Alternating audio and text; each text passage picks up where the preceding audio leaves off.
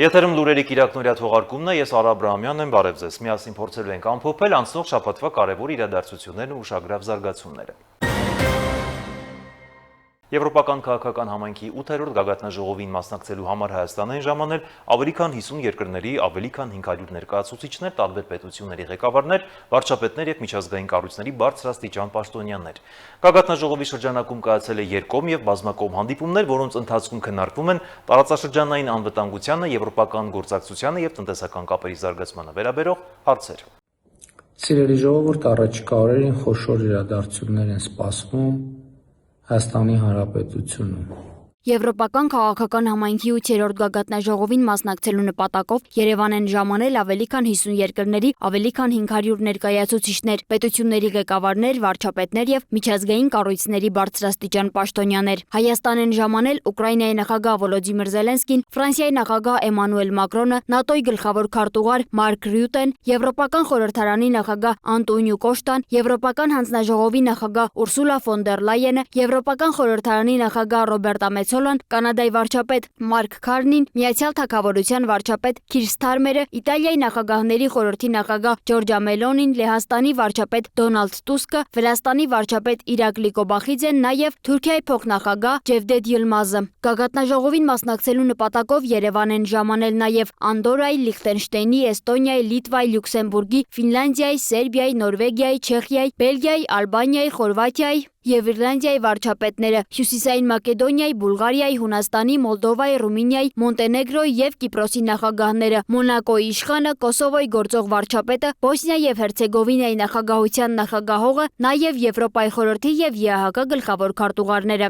Գագաթնաժողովի շրջանակում վարչապետ Նիկոլ Փաշինյանը մի շարք երկկողմ հանդիպումներ է անցկացրել։ Վարչապետը հանդիպել է Կանադայի վարչապետ Մարկ Քարնին, Լիտվայի վարչապետ Ինգա Ռուգինիեին, Կոսովոյի գործող վարչապետ Ալբին Կուրտին։ Քննարկվել են երկկողմ հարաբերությունների խորացման, Հայաստան-ԵՄ գործակցության, տարածաշրջանային կայունության, տնտեսական կապերի եւ զբոսաշրջության զարգացման հարցերը։ Հայաստանի եւ Բուլղարիայի միջև ստորագրվել է ռազմավարական գործընկերության մասին համատեղ հռչակագիր։ Բուլղարիայի նախագահի հետ հանդիպել է նաեւ նախագահ Վահագն Խաչատուրյանը։ Կողմերը կարևորել են քաղաքական, տնտեսական, միջխորհրդարանական եւ Սևծովյան տարածաշրջանի շրջանակներում գործակցության խորացումը։ Վահագն Խաչատուրյանը հանդիպել է նաեւ Հյուսիսային Մակեդոնիայի նախագահի հետ։ Քննարկվել են քաղաքական երկխոսության ակտիվացման, Հայաստան-ԵՄ օրակարգի, քաղաքացիների միջև շփումների խթանման, կրթության, ՏՏ ոլորտի եւ մուտքի արտոնագրերի ազատականացման հնարավորությունները։ Գագաթնաժողովի օրակարգի շրջանակում տեղի են ունեցել նաեւ այլ հանդիպումներ։ Արտաքին գործերի նախարար Արարատ Միրզոյանը եւ Կանադայի արտաքին գործերի նախարար Անիտա Անանդը քննարկել են Հայաստան-Կանադա գործընկերության զարգացման հնարավորությունները։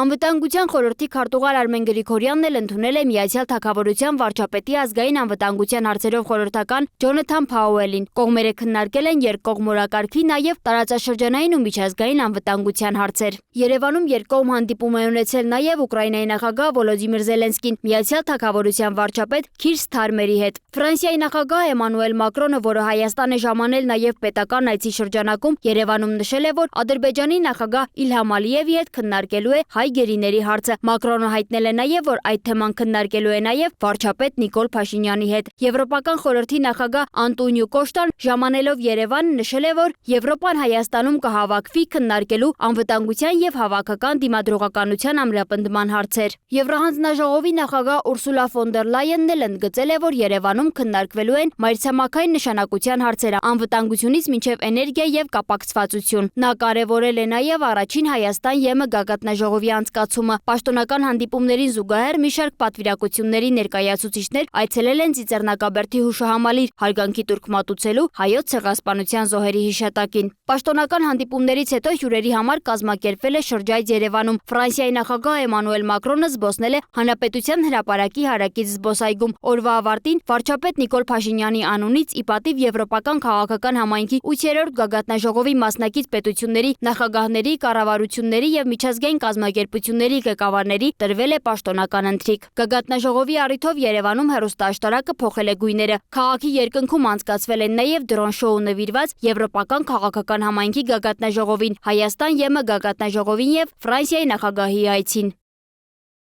Եվրոպական քաղաքական համայնքի 8-րդ գագաթնաժողովի շրջանակում Երևանում շարունակվել են բարձր մակարդակի երկկողմ հանդիպումները։ Նիկոլ Փաշինյանը հանդիպումներ է ունեցել ՆԱՏՕ-ի գլխավոր քարտուղարի, Մեծ Բրիտանիայի, Խորվաթիայի, Իսպանիայի, Կանադայի, Լիտվայի վարչապետների, Ուկրաինայի նախագահի եւ մի շարք այլ գործընկերների հետ։ Եվրոպական քաղաքական համայնքի 8-րդ գագաթնաժողովի շրջանակում վարչապետ Նիկոլ Փաշինյանը մի շարք հանդիպումներ է ունեցել Հայաստան ժամանած բարձրաստիճան պաշտոնյաների հետ։ Քննարկվել են երկկողմ հարաբերությունների զարգացումը, տարածաշրջանային անվտանգությունը, Հայաստան-ԵՄ գործակցությունը, նաև ռազմավարական գործընկերության նոր ձևաչափերը։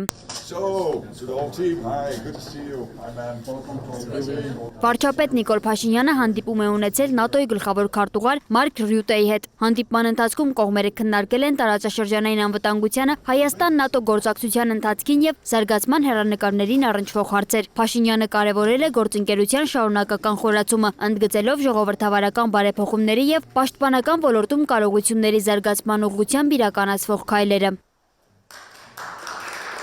Գագաթնաժողովի շրջանակում տեղի ունեցել նաև Նիկոլ Փաշինյանի հանդիպումը Մեծ Բրիտանիայի եւ Հյուսիսային Իռլանդիայի Միացյալ Թագավորության վարչապետ Քիր Սթարմերի հետ։ Վարչապետը կարևորել է Սթարմերի այցը Հայաստան, նշելով, որ սա Միացյալ Թագավորության վարչապետի առաջին այցն է Հայաստանի Հանրապետություն։ Հանդիպման արդյունքներով Փաշինյանն ու Սթարմերը փոխանակվել են Հայաստանի Հանրապետության եւ Միացյալ Թագավորության միջև ռազմավարական գործընկերության մասին համատեղ հռչակագրով։ Նիկոլ Փաշինյանը հանդիպել է նաև Խորվաթիայի վարչապետ Անդրեյ Պլենկովիչի հետ։ Կողմերը քննարկել են Հայաստան-Խորվաթիա հարաբերությունների հետագա զարգացմանը վերաբերող հարցեր եւ անդրադարձել տարածաշրջանային նշանակության թեմաների։ Հանդիպման արդյունքներով ստորագրվել է Հայաստանի եւ Խորվաթիայի միջև ռազմավարական երկխոսության մասին համատեղ հռչակագիր։ Վարչապետի հաջորդ հանդիպումը Ուկրաինայի նախագահ Վոլոդիմիր Զելենսկու հետ էր։ Կողմերը քննարկել են Հայաստան-Ուկրաինա երկկողմ գործակցության զարգացման հեռանկարները, կարևորելով փոխադարձ հետաքրքրություն ներկայացնող ոլորտներում գործակցության խորացումը։ Զրուցակիցները մտքեր են փոխանակել նաև տարածաշրջանային եւ գլոբալ զարգացումների վերաբերյալ։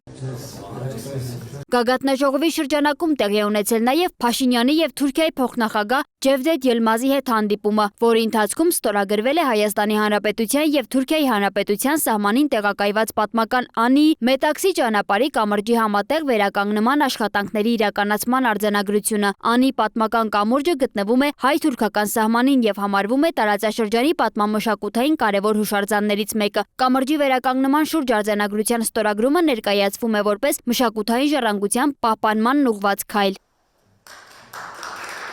Հայաստանի եւ Իսպանիայի վարչապետներ Նիկոլ Փաշինյանն ու Պեդրո Սանչեսն էլ քննարկել են երկկողմ հարաբերությունների զարգացման հեռանկարները։ Կողմերը կարևորել են քաղաքական երկխոսության ակտիվացումը եւ տնտեսական գործակցության ընդլայնումը։ Անդրադարձ է կատարվել նաեւ Հայաստան-Եվրոպական միություն գործընկերության շրջանակում ընթացող գործընթացներին։ Հեռանկարային են համարվել տնտեսության, էներգետիկայի եւ զբոսաշրջության ոլորտներում գործակցության հնարավորությունները։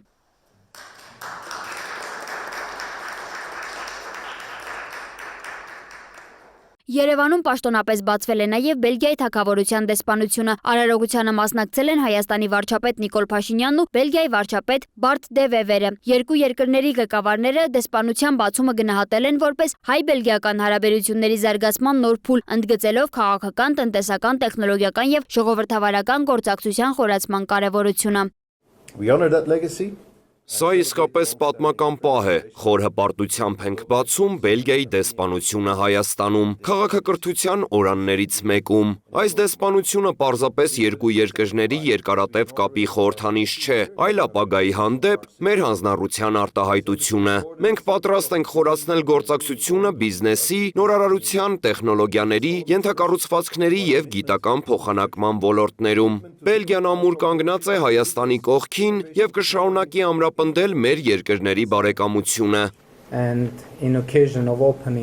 Հայաստանում Բելգիայի դեսպանության բացումը Բելգիայի եւ Հայաստանի միջև զարգացող հարաբերությունների կարևոր դրսևորում է։ Մենք ունենք երկարատև պատմական կապեր, որոնց հիման վրա այսօր ձևավորվում է ժամանակակից գործակցություն։ Բարձր ենք գնահատում Բելգիայի աջակցությունը Հայաստանի ժողովրդավարությանը, ինքնիշխանությանը, տարածքային ամբողջականությանը եւ Եվրոպական միության հետ գործակցության խորացմանը։ Վստահ եմ, այս դեսպանությունը նոր խթան կդառնա երկկողմ հարաբերությունների զարգացման համար։ Ավելի վաղ վարչապետ Նիկոլ Փաշինյանը կառավարությունում հյուրընկալել էր Բուլղարիայի նախագահ Իլիանա Յոտովային։ Կողմերը քննարկել են Հայաստան-Բուլղարիա հարաբերությունների զարգացմանն առնչվող հարցեր։ Հանդիպման արդյունքներով ստորագրվել էր Հայաստանի Հանրապետության և Բուլղարիայի Հանրապետության միջև ռազմավարական գործընկերության մասին համատեղ հռչակագիրը։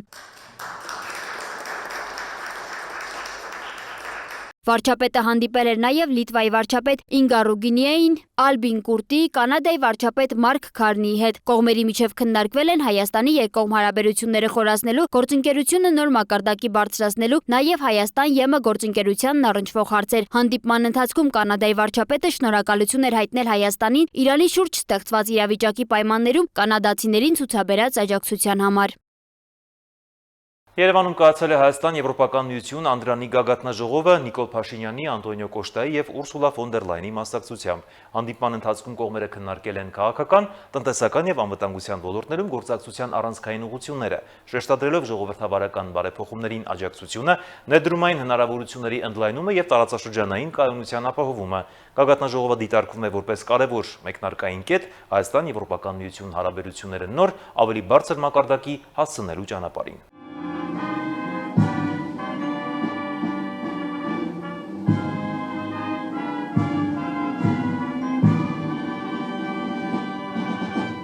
Վարչապետ Նիկոլ Փաշինյանի գլխավորությամբ Հայաստան-Եվրամիություն Անդրանիկ գագաթնաժողովի շրջանակում նախագահական նստավայրում հյուրընկալվեցին Եվրոպական խորհրդի նախագահ Անտոնիո Կոշտան և Եվրոպական հանձնաժողովի նախագահ Ուրսուլա ֆոն դեր Լայենը։ Դիմավորման պաշտոնական արարողությունից հետո տեղի ունեցավ վարչապետ Նիկոլ Փաշինյանի առանձնազրույցը Կոշտայի և ֆոն դեր Լայենի հետ, որին հաջորդեց ընդլայնված կազմով հանդիպումը։ Կողմերը քննարկեցին Հայաստան-Եվրոպական միություն գործակցության օրակարգը, այդ թվում քաղաքական երկխոսության զարգացումը, տնտեսական և ներդրումային գործակցությունը, ժողովրդավարական բարեփոխումների աջակցությունը, տարածաշրջանային անվտանգությունն ու կայունությունը, նաև խաղաղության գործընթացին վերաբերող հարցեր։ Բոլոր այն բարեփոխումները,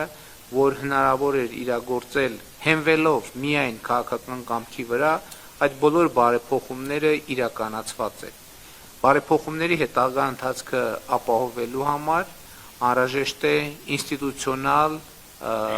եւ օրենսդրական եւ փորձագիտական որոշակի ավելի մեծ ներդրում եւ այս առումով իհարկե Եվրամիության հետ մեր համագործակցությունը շատ կարեւոր է եւ ես արդեն իսկ կարող եմ շնորհակալություն հայտնել մեր գործընկերներին այս հարցում մեզ աջակցելու համար, սկսած դատական իշխանության անկախության երաշխիքների հետ կապված խնդիրներից, շարունակած ամենատարբեր, այդ թվում հիբրիդային մարտահրավերների դիմակայելու հարցով, որը իհարկե նաև մեր օրակարգի խնդիր է։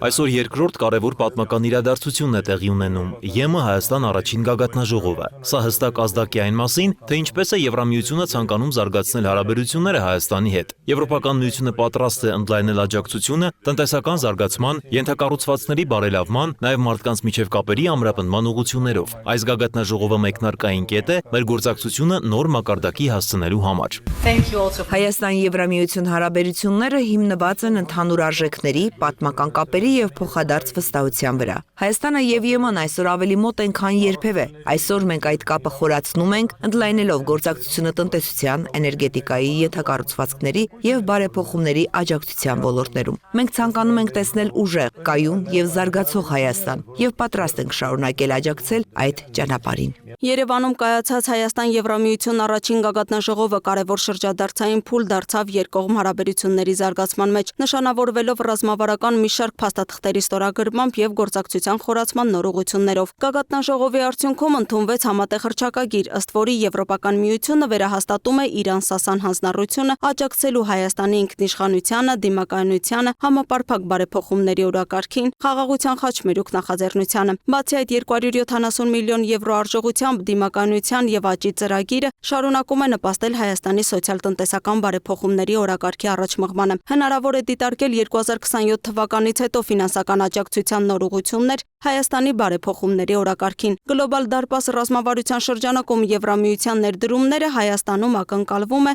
որ կհասնեն 2.5 միլիարդ եվրոյի։ Եվրամիությունը նաև ողջունում է Հայաստան-ԵՄ վիզաների դյուրացման եւ հետընդունման համաձայնագրերի արդյունավետ իրականացումը։ Վարչապետ Նիկոլ Փաշինյանը Անտոնիո Կոշտայի եւ Ուրսուլա ֆոն դեր Լայենի հետ համատեղ հայտարարությունների ընթացքում արդեն նշեց, որ Հայաստանի համար շատ կարևոր է ԵՄ-ին անդամագրվելու գործընթացը եւ Երևանն ամեն ինչ անում է արագ հասնելու Հայաստան-Եվրամիություն ստանդարտներին համապատասխանող երկրի կարգավիճակին։ Սա մեր միջանկյալ հիմնական նպատակն է, որովհետև մենք հասկանում ենք, որ որևէ երկիր չի կարող Եվրամիության լիիրավ եւ լիարժեք անդամ դառնալ առանց Եվրամիության ստանդարտներին համապատասխանելու եւ հետեւաբար մեր առաջնային խնդիրն է նախ համապատասխանել Եվրոպական միության ստանդարտներին, իհարկե Եվրոպական միության մեր գործընկերների աջակցությամբ։ ԵՄ-ն հանդես է եկել բարձր մակարդակի կոչով խրախուսելով եվրոպացի եւ միջազգային ներդրողներին ներդրումներ կատարել Հայաստանի տնտեսության մեջ։ Վարչապետն ընդգծեց, որ պատմականորեն Հայաստանը դիտարկվել է որպես նոր ներդրումների համար ռիսկային գոտի, սակայն այս նոր ուղերձը կարևոր շրջադարձ է եւ կարող է էապես փոխել ներդրումային միջավայրի ընկալումը։ Փաշինյանը նշեց, որ երկար տարիներ տարածված ընկալումը, թե Հայաստանը գտնվում է անբարենպաստ աշխարհագրական դիրքում, այժմ փոխվում է։ ԵՄ գործընկերների գնահատմամբ Հայաստանը գտնվում է ռազմավարական կարևոր դիրքում, հանդիսանալով արևելքն ու արևմուտքը կապող կարճ ուղիներից մեկը։ Վարչապետի խոսքով այս փոփոխված ընկալումը կարող է ծառայել երկրի զարգացման, անվտանգության եւ բարեկեցության ապահովմանը։ Հենց իմ նշած աշխարհագրական դիրքի փոփոխության բերումով ակնհայտ է, որ Հայաստանի Հանրապետությունը կարող է հարևան երկրների հետ համագործակցությամբ իհարկե, որովհետև այս դեպքում կղզիացած մոտեցումները պարզապես չեն գործի, հարևան երկրների հետ համագործակցությամբ մենք կարող ենք ինտեգրվել միջազգային մատակարարման շղթաներին,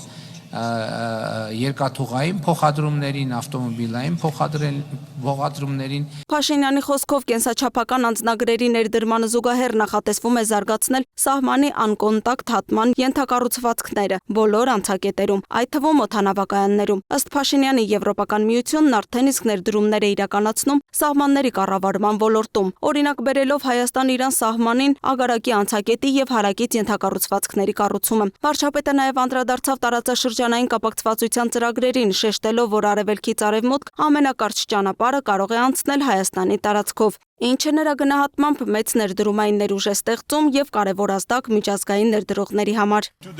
Մենք տեսնում ենք մեծ ներուժ գործակցության ընդլայնման համար, հատկապես տնտեսական զարգացման, ներդրումների եւ տարածաշրջանային կապակցվածության ուղղություններով։ Եվրամիությունը պատրաստ է շարունակել աջակցել Հայաստանի բարեփոխումներին եւ ամրապնդել գործընկերությունը ի շահ մեր քաղաքացիների։ Մենք պատրաստ ենք ավելացնել մեր աջակցությունը տնտեսության զարգացման, ենթակառուցվածքների եւ մարդկանց միջև կապերի ամրապնդման համար, նպաստելով Հայաստանի կայուն եւ երկարաժամկետ առաջընթացին։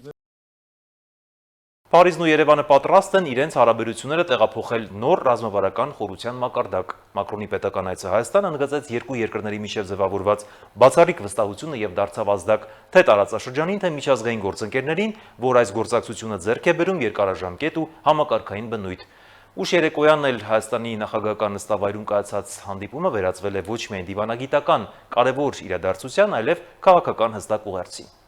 Երևան նախագահական նստավայր պետական արարողակարգի բարձր շուքով, բայց եւ ակնհայտ ջերմությամբ երեկ կայացավ Հայաստանի նախագահ Վահագն Խաչատուրյանի եւ Ֆրանսիայի Հանրապետության նախագահ Էմանուել Մակրոնի հանդիպումը։ Ֆրանսիայի նախագահի պետական այցը Երևան արդեն իսկ գնահատվում է որպես շրջադարձային, ոչ միայն երկկողմ հարաբերությունների, այլև տարածաշրջանային զարգացումների համատեքստում։ Վահագն Խաչատուրյանը նախ նշեց, որ Մակրոնը միշտ սպասված հյուր է մեզ համար, կարևորեց վերջինիս առանձնահատուկ դերը հայ-ֆրանսիական հարաբերությունների խորացման համար, ապա խոսեց մի ճանապարհի մասին, որը սկսվել է Հայաստանի անկախությունից անմիջապես հետո եւ անցել է Ֆրանսիայի հետևողական աջակցությամբ։ Հայաստանը 91 թվականից հետո անմիջապես հայտնվել է Ֆրանսիայի ուշադրության կենտրոնում, եւ մենք անցել ենք այս ճանապարհը Ֆրանսիայի օգնությամբ եւ աջակցությամբ։ Իհարկե դա իր պատմական արմատները ունի։ Մենք քաղաքակրթական նույն արժեքները կրող ենք մեր պատմության մեջ եղել, մենք քրիստոնեական արժեքների համար պայքարող շրջանակներում ենք միասին եղել։ Այսօր ես մեկ անգամ եւս ջերմագին ողջունում եմ ձեզ, վստահ եմ ձեր այցը մի նոր խթան է լինելու մեր հարաբերությունների հետագա զարգացմանը։ Մակրոնի պատասխանն արդեն իսկ հնչում էր որպես քաղաքական ուղերձ, ուղղված ոչ միայն Երևանին, այլև ամբողջ տարածաշրջանին։ Merci président et merci pour vos mots. Շատ ուրախ եմ այսօր գտնվել Հայաստանում պետական այցով եւ ուզում եմ ասել, սա պարզապես այց չէ, այլ շարունակություն այն ճանապարհի, որը մենք միասին անցել ենք վերջին տարիներին։ Նախատեսված հանդիպումները վստահ եմ կբացեն նոր էջ մեր հարաբերությունների պատմության մեջ, բայց իրականում այդ էջը վաղուց է սկսվել գրվել մեր համատեղ որոշումներով, մեր ընտրություններով, մեր արժեքներով։ Բանակցությունների ընթացքում կողմերը վերահաստատեցին այնինչ արդեն ձևավորվել է որպես առանցք փոխադարձ վստահության վրա կառուցված ընկերություն։ Քննարկումների օրակարգը լայն էր քաղաքականությունից, պաշտպանությունից մինչև արհեստական բանականություն։ Երկու երկրների ղեկավարները շեշտեցին ժամանակն է հարաբերությունները բարձրացնել նոր ռազմավարական մակարդակի։ Մակրոնը վերահաստատեց Ֆրանսիան շարունակելու է աջակցել Հայաստանին, հատկապես երկարաժամկետ զարգացման ուղղություններով։ Երեկոյան արդեն նախագահական նստավայրում ի պատիվ Էմանուել Մակրոնի, Փաշինյանի եւ Խաչատուրյանի անունից տրվեց պետական ընթրիք։ Հայաստանի Հանրապետության բարձրագույն պարգևներից մեկը Փառքի նշանը հանձնվեց Էմանուել Մակրոնին։ Փոխադարձ քայլով Մակրոնն էլ պարգևատրեց Խաչատուրյանին եւ Փաշինյանին Պատվո լեգիոնի մեծ խաչ շքանշանով։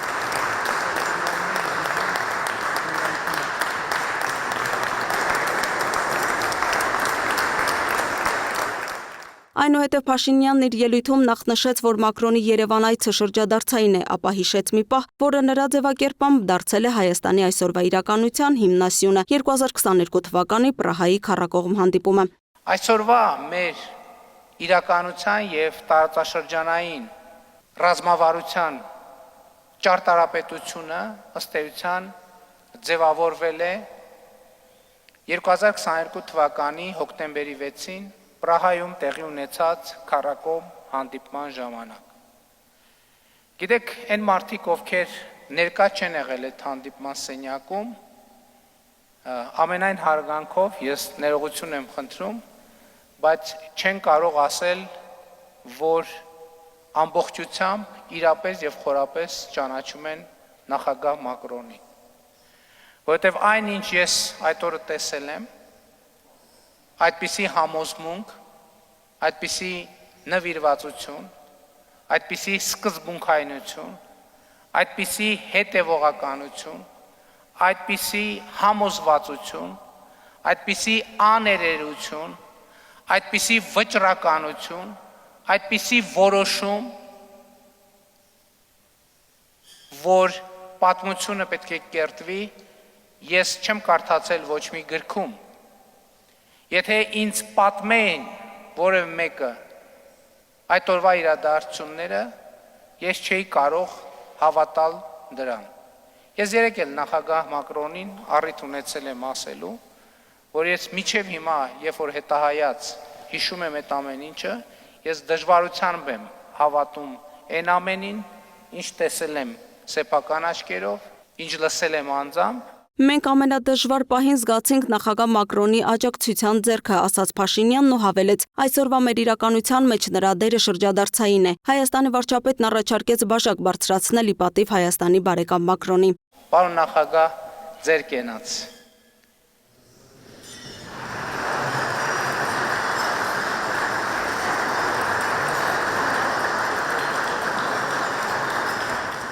Երեկոյի ամենահիշվող խոսքերը սակայն թերևս հնչեցին հենց Էմանուել Մակրոնի կողմից, ելույթում, որը միաժամանակ պատմական հիշողություն էր, քաղաքական դիրքորոշում եւ անձնական խոստում։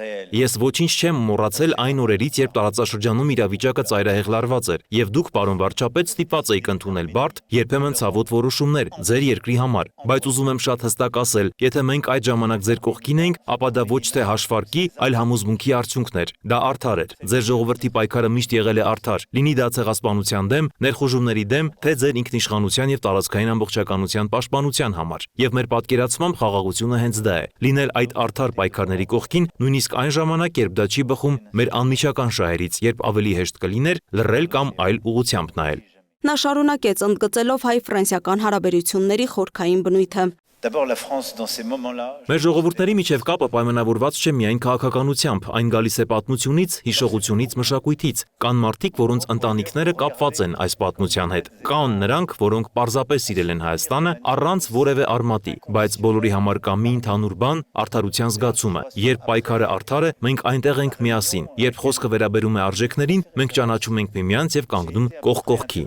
Մակրոնը նաև ուղիղ կերպով անդրադարձավ Հայաստանի ընտրած ճանապարհին, այն բնորոշելով որպես խիզախ եւ ժամանակակից աշխարհաքաղաքական իրականությանը համահունչ։ Սա պատմություն է, որը մենք շարունակում ենք գրել միասին։ Ֆրանսիան աջակցել է Հայաստանին նույնիսկ այն ժամանակ, երբ դա չէր բխում սեփական շահերից, ասաց Ֆրանսիայի նախագահն ու շարունակեց. Ֆրանսիան լինելու է Հայաստանի կողքին նաև ապագայում, աջակցելով նրա եվրոպական ընտրությանը, խաղաղության օրակարգին եւ զարգացման ճանապարհին։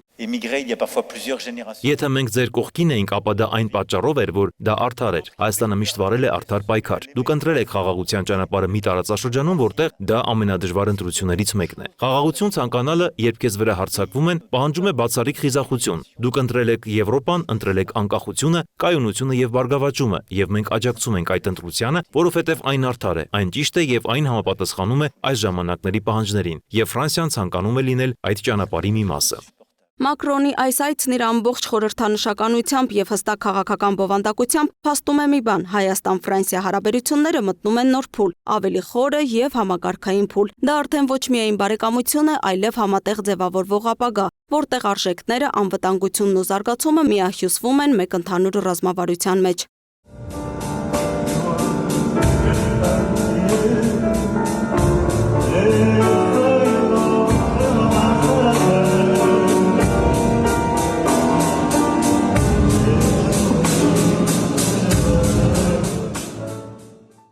Կայացել է նաև Երևանյան երկխոսություն 3-րդ միջազգային համաժողովը, այն դարձել է հարթակ, որտեղ հնչել են կարևոր քաղաքական ուղերձներ։ Վարչապետ Փաշինյանը, արտգործնախարար Միրզոյանը եւ Ֆրանսիայի նախագահ Մակրոնն իրենց ելույթներում ընդգծել են Հայաստանի փոփոխվող դերակատարությունը, այն ներկայացնելով որպես արևելքն ու արևմուտքը կապող ռազմավարական խաչմերուկ, որտեղ խաղաղությունը, գործակցությունը եւ կապակցվածությունը դիտվում են որպես զարգացման առանցքային նախապայմաններ։ Երևանում կայացած Երևանյան երկխոսություն 3-րդ միջազգային համաժողովը վերածվեց տարածաշրջանային ռազմավարական վերաիմաստավորման հարթակի, որտեղ Հայաստանի ղեկավարությունը եւ միջազգային գործընկերները ներկայացրին Հարավային Կովկասի նոր քաղաքական ու տնտեսական տեսլականը։ Հայաստանի վարչապետ Նիկոլ Փաշինյանն իր ելույթում ընդգծեց, որ Հայաստանի աշխարհագրական դիրքի ընկալումը վերջին տարիներին էապես փոխվել է։ Նրա խոսքով թեև երկիրը շարունակում է գտնվել նույն կոորդինատներում, սակայն դրա ռազմավարական նշանակությունը դարձել է բոլորովին այլ։ Փաշինյանը նշեց, որ Հայաստանը կարող է դառնալ արևելք-արևմուտքին կապող ամենակարճ եւ կարևոր հաղորդակցային հանգույցներից մեկը։ Այս համատեքստում նա ներկայացրեց խաղաղության խաչմերուկ նախաձեռնությունը եւ թրիփ նախագիծը, ընդգծելով, որ դրանք ենթադրում են ոչ միայն երկաթուղային կապերի վերականգնում, այլև էներգետիկ եւ թվային ենթակառուցվածքների զարգացում, Հայաստանը դարձնելով տարածաշրջանային կապերի կենտրոն։ Երբ խոսք է գնում երկաթուղու մասին, երկաթուղին առաջին հերթին ինքը որոշակի պայմաններ է ենթադրում, այդ թվում աշխարհագրական, ռելիեֆային եւ ակնհայտ է, որ մենք ունենք այս փուլում հիմնական մի ուղի եւ դա Հայաստանի հարավով անցնող այս երթուղին է, որով մենք պատկերացնում ենք արևելքը արևմուտքի հետ կապելու գործընթացը եւ այդպես շարունակ։ Բայց երկաթուղին տրիպ նախագծի միակ ուղղությունը չէ։ Ուզում եմ ընդգծել, որ տրիպ նախագծի շրջանակներում եւ նաեւ խաղաղության խաչմերուկ նախագծի շրջանակներում ենթադրվում են էլեկտրահաղորդման գծեր, ենթադրվում են խողովակաշարեր, նավթատար խողովակաշարեր, գազատար խողովակաշարեր, որոնք արդեն ամենևին պարտադիր չի, որ անցնեն իմ նշած երթուղով Հայաստանի Հանրապետության ամբողջ տարածքով կապված ինժեներական, տեխնիկական բազմաթիվ նրբությունների հետ այդ բոլոր նախագծերը կարող են իրականացվել։ Վարչապետը նաև անդրադարձավ էներգետիկ ներուժի հարցին, հայտարարելով, որ Հայաստանը չնայած բնական ռեսուրսների բացակայության մասին նախկին ընկալումներին, ունի զգալի եւ նույնիսկ անսահմանափակ արևային էներգետիկ պոտենցիալ, որը կարող է փոխել երկրի զարգացման մոդելը։ Մեր խնդիրն է առաջիկայում կենտրոնանալ այս խնդրի վրա Հայաստանի Հանրապետության համար ի հայտ եկած անսահմանափակ պոտենցիալը, այդ թվում էներգետիկայի ոլորտի օգտագործելու նպատակով։ Իհարկե ես ասացի, որ Հայաստանի Հանրապետության շուրջ շատ մեծ ընդհանրապես ոչ մի աշխարհագրական եւ ռեսուրսային փոփոխություն տեղի չունեցել, բայց մի բան իհարկե էականորեն փոխվել է, որ այսօր Հայաստանի Հանրապետությունը ապրում է խաղաղության պայմաններում եւ Հայաստանի եւ Ադրբեջանի միջև խաղաղություն է հաստատված։ Եվ սա է շրջադարձային կետը։ Հայաստանի արտաքին գործերի նախարար Արարատ Միրզոյանն էլ ներկայացրեց Հայաստանի արտաքին քաղաքականության բալանսավորված մոտեցումը։ Նրա խոսքով Հայաստանը զարգացնում է բազմակողմ գործընկերությունների համակարգ, գործակցելով Միացյալ Նահանգների, Ֆրանսիայի, Չինաստանի, Ղազախստանի եւ եվրոպական մի շարք այլ երկրների հետ, ոչ թե որպես այլընտրանքներ, այլ որպես փոխլրացնող հենասյուներ։ Հայաստանի տարածաշրջանային քաղաքականության առանցքում խաղաղությունն է, իսկ հարևանների հետ հարաբերությունները պետք է կառուցվեն բաց սահմանների, համատեղ ենթակառուցվածքների եւ փոխկապակցված տնտեսությունների գաղափարի վրա։ Նրա խոսքով հենց այս տրամաբանությունն է ընկած խաղաղության խաչմերուկ նախաձեռնության հիմքում, որը նպատակ ունի տարածաշրջանը վերածել գործակցության գոտու։ Համաժողովի միջազգային հարթակում իր տեսակետը ներկայացրեց նաև Ֆրանսիայի նախագահ Էմանուել Մակրոնը, ընդգծելով, որ Հարավային Կովկասը չպետք է դիտարկվի որպես մեծտերությունների մրցակցության դաշտ, այլ որպես գործակցության եւ կապող օղակ Եվրոպայի, Ասիայի եւ Մերձավոր Արևելքի միջև։ Կարևոր է սահմանների բացման եւ տարածաշրջանային հաղորդակցությունների վերականգնման անհրաժեշտությունը։ Խաղաղություն ու տնտեսական կապակցվածությունը կարող են ստեղծել կայունություն եւ բարգավաճում։ Հայաստանի ընտրած ժողովրդավարական եւ խաղաղության ուղին դիտարկվում է որպես տարածաշրջանային նոր հնարավորությունների հիմք։ Ընդհանուր առմամբ Երևանյան երկխոսություն համաժողովը ցույց տվեց, որ Հայաստանը փորձում է վերաձևակերպել իր դերակատարությունը, անցում կատարելով անվտանգության ռիսկերի վրա հիմնված ընկալումից դեպի տարածաշրջանային կապերի, էներգետիկ եւ լոգիստիկ խաչմերուկի տեսլական։ Շուտով կմեկնարկի 2026 թվականի հունիսի 7-ին կայանալիք խորհրդարանական ընտրությունների նախընտրական քարոզարշավը։ Հեռուստատեսության եւ ռադիոյի հանձնաժողովը ու Եվրոպայի խորհուրդը համատեղ աշխատաժողով են անցկացրել ընտրությունները լուսաբանելու հայտ ներկայացրած տեսալսողական մեդիա ծառայություն մատուցողների համար։ Քննարկման առանցքում են եղել մեդիայի դերը ընտրական գործընթացի թափանցիկության ապահովման գործում, քարոզչական նյութերի հեռարձակման կանոնները, նաեւ արհեստական բանականությամբ ստեղծվող սինթետիկ բովանդակությամբ եւ deep fake-երի ռիսկերը։ Բանախոսներն ընդգծել են մեդիայի աշխատանքը պետք է լինի իրավական առումով գրագետ եւ պատասխանատու։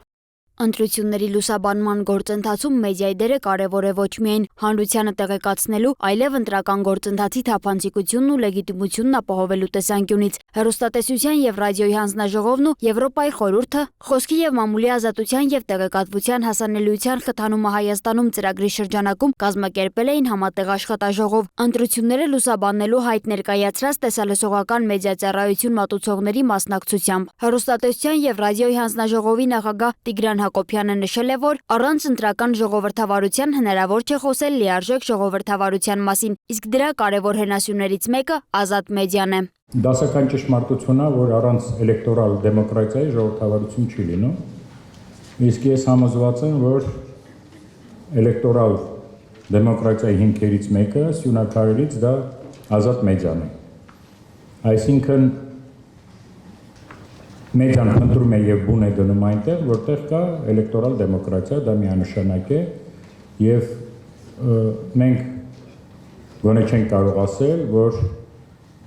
ազատ մամուլ եւ ազատ ընտրությունների համակարգ Հայաստանում չկա։ Հակոբյանի խոսքով հատկապես հեռարձակող մեդիան ընտրական գործընթացում կատարում է նաև հավաքական դիտորդի առաքելություն, լինելով ընտրատեղամասում, լուսաբանելով քարոզարշավը եւ հետևելով ձայների հաշվարկի ընթացքին, մեդիան ապահովում է գործընթացի թափանցիկությունը։ Լինելով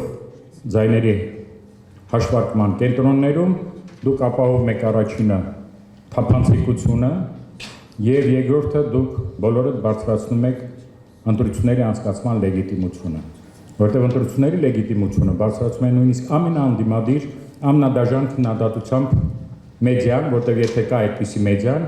ուրեմն ընտրությունները անցնում են, բաց եւ թափանցիկ պայմաններում։ Քննարկման առանցքում եղել են նաև արհեստական բանականությամբ ստեղծված սինթետիկ բովանդակության եւ դիփֆեյքերի ռիսկերը։ Հակոբյանը նշել է, որ ոլորտում դեռ կան բաց հարցեր, նախատեսվում են օրենսդրական փոփոխություններ, իսկ արդյունավետ վերահսկողության համար անհրաժեշտ են տեխնիկական նոր միջոցներ։ Մենք բախվում ենք շատ մեծ մարտահրավերի, դա արհեստական բանականությամբ ստեղծված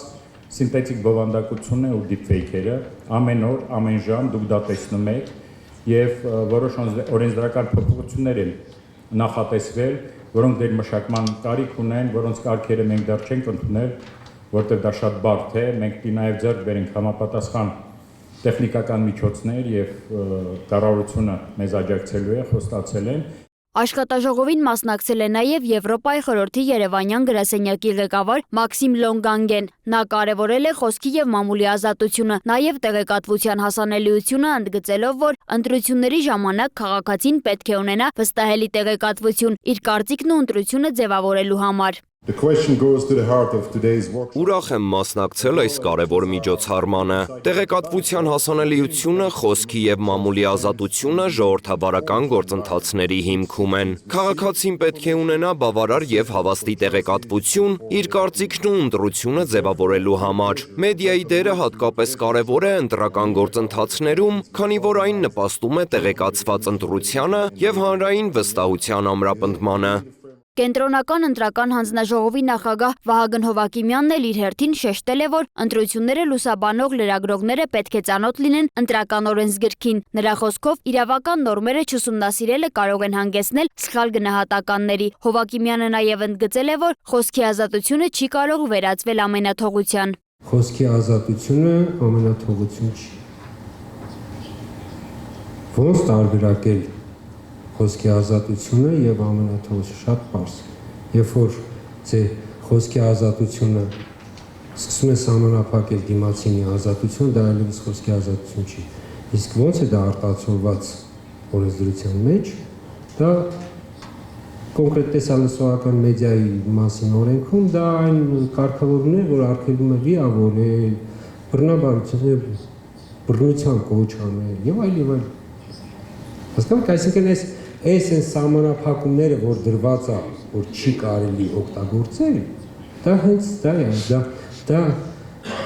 ամբողջ իմաստը, որպեսզի խոսքի ազատությունը չվերածվի ամենաթողության։ Կենտրոնական ընտրական հանձնաժողովի նախագահն անդրադարձել է նաև քարոզչական նյութերի հեռարձակման կանոններին։ Նրա խոսքով մայիսի 4-ին ընդունված կարգը մշակվել է հեռուստատեսության եւ ռադիոյի հանձնաժողովի հետ համատեղ եւ տեսալսողական մեդիային հնարավորություն է տալիս առաջնորդվելու հստակ չափանիշներով, հատկապես անթույլատրելի բովանդակություն պարունակող քարոզչական հոլովակների դեպքում։ Հովակիմյանը հիշեցրել է, որ քարոզչության ընթացքում պետք է պահպանվեն հավասար եւ ոչ խտրական պայմաններ։ Եթե մեդիան ծառայություն է մատուցում մեկ քաղաքական ուժի, ապա նույն պայմաններով պետք է պատրաստ լինի այն մատուցել նաև մյուսին։ Աշխատաժողովի ընթացքում ընդգծվել է, որ ընտրությունների որակյալ լուսաբանումը կախված է մեդիայի ազատությունից, մասնագիտական պատրաստվածությունից, իրավական գիտելիքներից եւ նոր տեխնոլոգիական ռիսկերին դիմակայելու կարողությունից։ Մայիսի 8-ին մեկնարկել է նախընտրական քարոզարշավը, որին ընդառաջ Կենտրոնական ընտրական հանձնաժողովի նախագահ Վահագն Հովակիմյանը հանդես է եկել մամուլի ասուլիսով անդրադարձել քարոզարշավի ընտրական փուլի գործընթացներին եւ ընտրությունների թափանցիկ անցկացման ուղղությամբ տարվող աշխատանքներին։ Մայիսի 8-ին մեկնարկում է խորհրդարանական ընտրությունների նախընտրական քարոզարշավը։ Այս առնչությամբ մամուլի ասուլիսով հանդես եկավ Կենտրոնական ընտրական հանձնաժողովի նախագահ Վահագն Հովակիմյանը։ Նա նախ ներկայացրեց ԿԸՀ կողմից պատրաստված տեսանյութը եւ հայտարարեց, որ ուղիղ կեսգիշերին նախընտրական քարոզարշավը պաշտոնապես մեկնարկում է։ Այնուհետև Հովակիմյանը վստահեցրեց, որ որևէ մեկին թույլ չեն տալու կեղծիք կատարել։ Ընտրություններն անցնելու են ազատ, արդար ու թափանցիկ։ 3.5 տարի 1 տասնյակից ավել ընտրություններ են կազմակերպել։ Երևանի ավականու ընտրություններն են կազմակերպել։ Չի բողոքարկել որ ընտրություն։ Որևէ մեկը չի կարող որևէ փաստ բերել, որ իմ պաշտոնավարման ընթացքում որևէ ապօրինություն կամ ինչ-որ բան եմ արել։ Կենտրոնական ընտրական հանձնաժողովի նախագահը հիշեցրեց, որ նախընտրական շրջանում յուրաքանչյուր քաղաքական ուժ կարող է իր նախընտրական ծրագրերը կամ քարոզարշավը ներկայացնել սոցիալական տարբեր հարթակներում, սուր քննադատել կամ պատասխանել քաղաքական հակառակորդներին։ Այս պարագայում Կենտրոնական ընտրական հանձնաժողովը ունի վերահսկողական մեկ գործիքակազմ՝ հետևել, որպեսզի այն քաղաքական ուժերը, որոնք սոցիալական տարբեր հարթակներում ունեն քարոզչական ալիքներ, դրանք օրենքով սահմանված կարգով հայտարարագրեն։ Դա ինչ է նշանակում, որ այդ նպատակով գումարները, այսինքն ամսի 8-ից սկսած բոլոր քարոզչական նյութերը, որոնք որ ցանկացած հարթակում որ տարածվելու են, այսինքն վճարովի հիմունքներով տարածվելու են, այդ գումարները պիտի հատկացվեն իրենց նախընտրական հիմնադրամներից։ Այսինքն ու դա պիտի արտացոլվի իրենց հայտարարագրեր։ Այնուհետև կենտրոնական ընտրական հանձնաժողովի նախագահը անդրադարձ կատարեց քարոզարշավի ժամանակ ծառայողական մեքենա օգտագործելու եւ աշխատավարձ ստանալու հանգամանքներին։ Նրա խոսքով հանրային ծառայության մեջ գտնվող տեխնացուները բացառությամբ Հայաստանի Հանրապետության նախագահի, ազգային ժողովի падգամավորների եւ կառավարության անդամների նախընտրական քարոզության պաշտոնական մեկնարկի օրվանից մինչեւ քվեարկության օրը օրենքի ուժով ազատվում են իրենց ծառայողական պարտականությունների կատարումից։ Այս ընթացքում նշված տեխնացուների բացակայությունն աշխատանքի վայրում համարվում է հարգելի, առանց վարձատրության պահպանման, հայտնեց Հովակիմյանը։ Այսինքն այս ձևակերպից ակնհայտ է, որ օրինակ վարչապետը եւ կառավարության անդամները, падգամավորները կարող են շարունակել պաշտոնավարել, բայց ըստ էության, եթե շարունակեն պաշտոնավարել, ովքեր կշարունակեն պաշտոնավարել, իրենք աշխատանքային ժամերին այլ բանով զբաղվելու իրավունք չեն ունենա։ Ըստ կենտրոնական ընտրական հանձնաժողովի նախագահի խնդիր կարող է առաջանալ աշխատանքից հետո։ Նա ընդգծեց, որ կառավարության անդամների աշխատանքը սովորական պայմաններում ժամը 18:00-ով չի սահմանափակվում եւ նախընտրելի է, որ նրանք, ովքեր պատրաստվում են քարոզչությամբ զբաղվել, արձակուրդ կենան։ Վարչապետը պետական պահպանության ներքո գտնվող պաշտոնյա է, բայց օրինակ նախարարները, եթե, չգիտեմ, ինչ-որ առանձին նախարարներ հատուկ վարչապետի հրամանով չեն գտնվում, որոշմամբ չեն գտնվում պետական պահպանության ներքո, իրենք ստացվում է, որ օրինակ արձակուրդում գտնվելուց, չէ, այսինքն իրենց ոչ ծառայական ժամերից դուրս, իրենք օրինակ իրենց ծառայական ավտոմեքենաները չեն կարող օգտագործել։ Այսինքն իրենք պետք է քարոզարշավի գնան իրենց մեքենայով։ Հովակիմյանը նաև հայտնեց, որ տնային կալանքում գտնվող քաղաքացիները նույնպես կարող են մասնակցել քվեարկությանը։ Նրանք ընտրատեղամասեր կայցելեն իրավապահ մարմինների ուղեկցությամբ։ Այլ թեմաներ։ Աչափնյակի մետրոն պետք է կառուցվի եւ անպայման կառուցվելու է, վստահեցրել է Երևանի քաղաքապետ Տիգրան Ավինյանը գործակարգավարական հերթական խորհրդակցությանը։ Նա շեշտել է, որ կայարանի կառուցման քաղաքական որոշում վաղուց կայացված է։ Նիստում քննարկվել է նաեւ նոր տրոլեյբուսների երթուղի դուրս բերելու, հանրային տրանսպորտում վճարումների հավաքագրման, ակտիվ քաղաքացի հարթակի հայտերի վերաբերյալ հարցերը։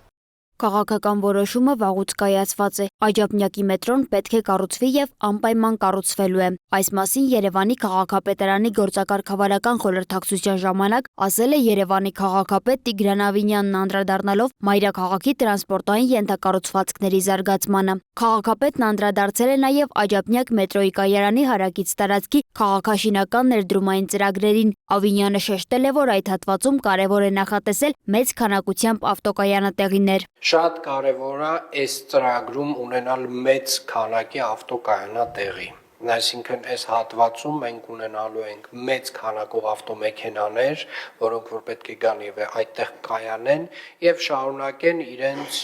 երթևեկությունը արդեն հանրային տրանսպորտով, մասնավորապես այս դեպքում մետրոյով եւ նաեւ եւս մի հանձնարարական պարոն Գրիգորյան ֆիքսենք մեր քաղաք մտնող ճանապարհների հարակից հատվածներում մենք պետք է նախատեսենք համապատասխան ավտոկայանատեղիների համար հատվածներ եւ այդ ենթակառուցվածքը հենց մենք ստեղծենք, որովհետեւ գնալով հոսքը դեպի քաղաք ավելանում է, այն ինչ որ այնց շատ մակերեսի վրա է գտնվում եւ այն աշխատանքները, որ մեր երթևեկության կենտրոնում արվում են, ես դրանից տեղյակ եմ, պիլոտից տեղյակ եմ ինչ չափումներ եք ուզում անել եւ սրան զուգահեռ այդ չափումներին զուգահեռ պետք է արդեն սկսենք առանձնացնել են հատվածները, օրինակ M4 մայրուղու վրա, երբ որ արդեն բաժանվում է Աճարյան եւ Թբիլիսյան, դրանից առաջ մենք պետք է ունենանք մեծ ավտոկայանատեղի, որտեղից էլ մարդիկ ավտոմեքենան թողելով կարողանան արդեն անցնել հանրային տրանսպորտին։ Խորհրդակցության ընթացքում քաղաքապետը տեղեկացրել է, որ կառավարության աջակցությամբ ձեռք բերված 45 տրոլեյբուսներից 22-ն արդեն Երևանում են տրոլեյբուսային պարկում, իսկ մնացածը շուտով կհասնեն մայրաքաղաք։ Նա նշել է, որ մինչև մայիսի վերջ նոր տրոլեյբուսները պետք է դուրս բերվեն գիծ։ Կառավարության աջակցությամբ մեր գնաց 45 տրոլեյբուսներից 22-ը արդեն Երևան քաղաքում են, մեր տրոլեյբուսային պարկում են, մնացածը շուտով կլինեն նաև Երևանում եւ ուզում եմ հիշեցնել, որ այս տրոլեյբուսների գծեր մուտք գործելու ժամանակ մենք այլևս որևէ հին տրոլեյբուս մեր գծերում չպետք է ունենանք։ Ավինյանն անդրադարձել է նաև հանրային տրանսպորտում ուղևորցի հավաքագրման ցուցանիշներին։ Մարտին գրանցվել է 10 միլիոն 327 հազար 73 վավերացում, ապրիլին 12 միլիոն 733 հազար 230։ Երկու ամսվա ընթացքում վավերացումներն ավելացել են 23.3%-ով կամ 2 միլիոն 406 հազարով։ Այսինքն մենք մոտավորապես հավելյալ հավաքագրման արդյունքում արդեն իսկ 13-14 նոր ավտոբուսի գումար հավաքագրեցինք փաստացի։ Սիրելի երևանցիներ, իրականում այս գործընթացը որքան էլ որ խնդիրներ առաջացնում էր, ես նկատի ունեմ խստացումները հավաքագրման հետ կապված, կարևորագույն գործընթաց է Երևան քաղաքում